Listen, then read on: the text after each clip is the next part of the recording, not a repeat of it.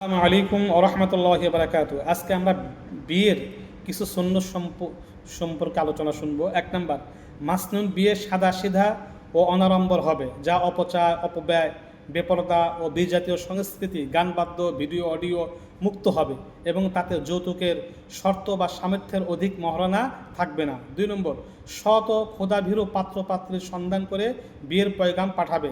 3 নম্বর, বিয়ের খবর ব্যাপকভাবে প্রচার করে বিয়ে করা এবং বিয়ের পরে আক্ত অনুষ্ঠানে উপস্থিত লোকদের মাঝে খেজুর বিতরণ করা। 4 নম্বর, শাওয়াল মাসে এবং জুমার দিনে মসজিদে বিয়ে সম্পাদন করা। উল্লেখ্য, সকল মাসের যে কোনো দিন বিয়ে সম্পাদন জায়েজ আছে, উত্তম হলো শাওয়াল মাসে। 5 নম্বর, সামর্থ্য অনুযায়ী মহর ধার্য করা।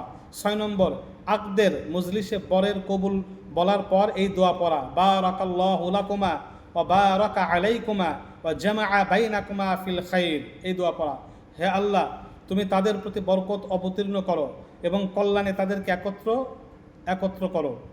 7 নম্বর, বাসর রাতে স্ত্রীর কপালের উপরের চুল হাতে নিয়ে এই দোয়া পড়া, আল্লাহুম্মা ইন্নী আসআলুকা খায়রাহা ওয়া খায়রা মা জাবালতাহা আলাইহি ওয়া আউযু বিকা মিন শাররিহা ওয়া শাররি মা জাবালতাহা আলাই, এই দোয়া পাঠ করা। হে আল্লাহ, আমি তোমার কাছে তার বর্তমান ও ভবিষ্যতের উত্তম গুণ কামনা করি এবং তার বর্তমান ও ভবিষ্যতের ক্ষতি থেকে আশ্রয় কামনা করি, এই দোয়া পাঠ করা। 8 নম্বর, অলিমা খাওয়ানোর আয়োজন করা।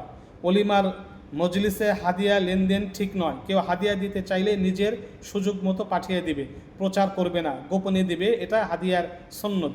9 নম্বর, শর্ত আরোপ করে বরযাত্রীর নামে বরের সাথে অধিক সংখ্যক লোকজন নিয়ে যাওয়া এবং কনের বাড়িতে মেহমান হয়ে কনের পিতার উপরে বোঝা সৃষ্টি করা আজকের সমাজে একটি জঘন্য কুপ্রথা, যা সম্পূর্ণরূপে পরিত্যাগ করা জরুরি। এটা হলো হারাম খাওয়ার মতো, জুলুম করা, এরকম কিছু করা যাবে না। পরবর্তী ভিডিওতে আমিন।